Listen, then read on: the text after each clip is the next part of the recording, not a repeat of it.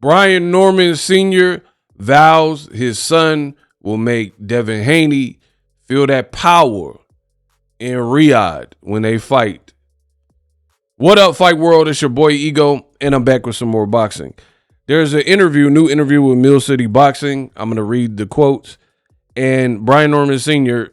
is talking about, there's just a lot of chatter. Like, the game is changing. I don't know that it's for the good. Like, it's weird right now. I seen Andre Ward was talking about this.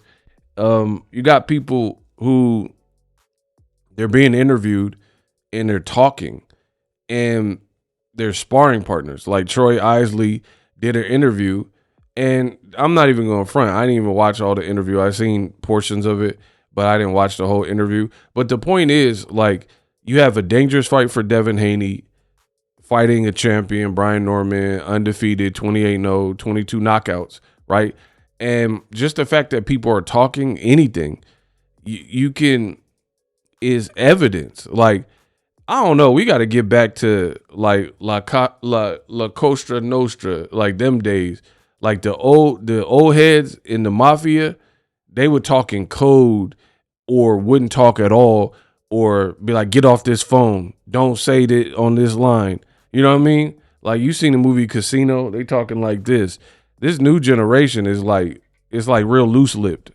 So even if you're not spilling all the beans, you can still like deduce and infer from what people are saying. And like, there was a point where Troy Isley said, where he was like, I'm not Brian Norman, I'm gonna be me. So I'm like, that was kind of a weird statement to me, because again, you're not Brian Norman, I get it, but you're supposed to be giving Devin the look, and then you just admitted that you can only be me, and you know you can't really full on replicate him. So Brian Norman Sr. pretty much said the same thing. He says, quote, Troy Isley, he definitely don't have the power of Brian Norman. We know that. They were saying they were worried about the physicality. Neither one of them have the power of Brian Norman. That to me is the biggest factor, right?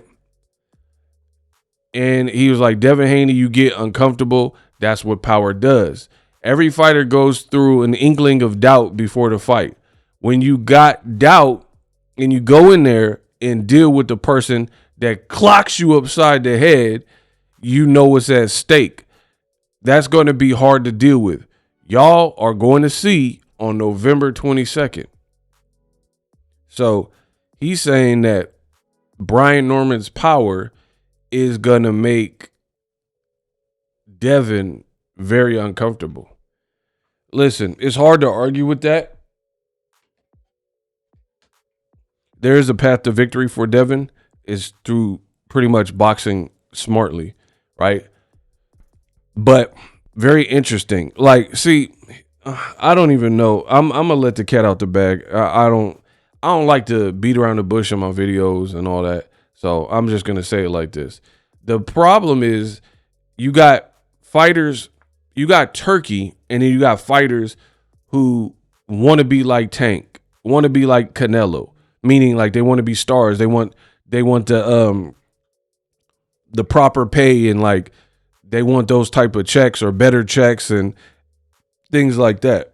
You know, which, I mean, who doesn't want to get paid or get paid handsomely or more or whatever? I get that.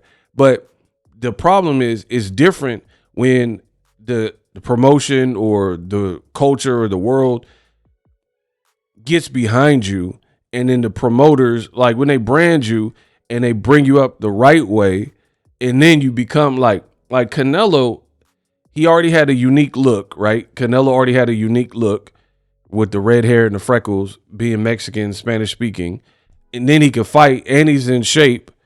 So the women might like him, but then the fellas like him because he could scrap.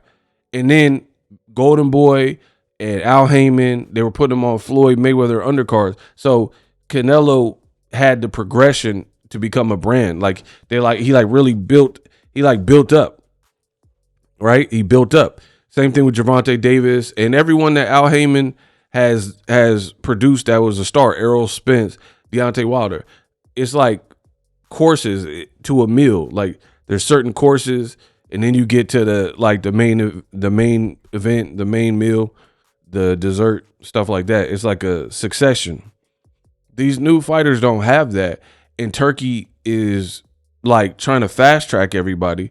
That's why you're gonna start. You'll see the lot is like Turkey matchmaking is like bumper cars. There's no rhyme or reason. It's like if I think it's a good fight and I'm pulling the purse strings, then you're in that fight. And then these fighters don't know no better because, again, they never earned it. They could never. No one else is gonna pay them to be crash dummies, and no one else is gonna pay them to this type of money when they're not really draws like that. You know what I mean? So they don't really have a choice. So you what happens is you have a lot of the Brian Normans and Devins and stuff, and they'll be forced into these positions. Like you have to, like Brian Norman, to get a good purse, he would have to fight a very dangerous Jaron Boots Ennis, who arguably, according to rumors, I wasn't there, so I don't know, but rumors are Boots bested him in sparring. Boots is a dangerous fight for anybody. You know what I mean? So he would have to fight fights like that, or a name guy like Devin to get the millions he's going to get. Devin got to go from a catchweight fight to the full weight and not even really have a chance to shake off the cobwebs in the whole fight from Ryan Garcia in the Osterine, and it was like 5 knockdowns. I don't care what the ref said. I'm talking about what I watched. He got knocked down a gang of times. He tried to get on the ropes. Devin tried to get on the ropes at the end of the Ryan fight and look drunk. And like, come on, bro. You don't even have enough energy to muster up to properly get on the ropes. And then you only had one in-betweener. But again, it was either fight on BOK Prime or try to find somebody else when your stock is low, or fight with Turkey. And Turkey's going to overpay you from what your value truly is. Like Devin, he don't have like super successful pay-per-views. He can't say like Tank and Ryan, they got 1 million+ pay-per-views they did together. He don't have that. You know what I mean? So a lot of these fighters don't really resonate with the culture and the public like that. Like, for example, Devin Haney's team's been very quiet, just preparing for the fight. And I'm not mad at it. But normally Bill Haney's doing like more circus stuff and like talking more. But I think they know Brian Norman is a real fight for him. So they're just kind of in the tuck.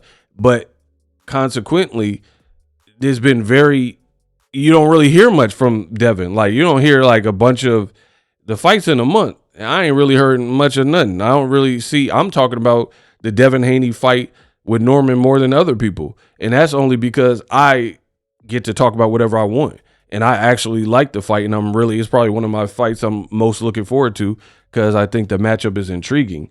But I'm talking about the populace and the public. I haven't really seen that many people talking about it like that. You know what I mean? Outside of diehard boxing fans, maybe. So it is what it is. Dangerous fight because, again, with Turkey, you got to play by his rules. He's putting up that check. So, yeah, it's a dangerous fight because the way Devin looked, he didn't look ready for, like, big power, per se, from the Jose Ramirez fight. Like, he looked very timid. He didn't look like, put it this way, and you guys can argue with your mama. There was a Devin before the Ryan fight, and then we only have one fight to pick from, Devin after. The confidence that Devin showed before the Ryan fight, it was good. Like Regis Prograis, Lomachenko, he seemed like he knew what he wanted to do, and he was more sure of himself. After the Ryan fight, the only fight I can gauge is the Ramirez fight, and you chose an old Ramirez at a catchweight, and then in the fight, you seem kind of adverse to like contact. You're just and then like trying to move. So you're gonna have to step it up against a Brian Norman. You know what I mean? Which is possible. You know, I don't know why that was a game plan for Ramirez. Maybe he just had to shake it off. But we gonna see. That's why I like the fight. Let me know what you guys think. Norman says his son's power is the difference maker.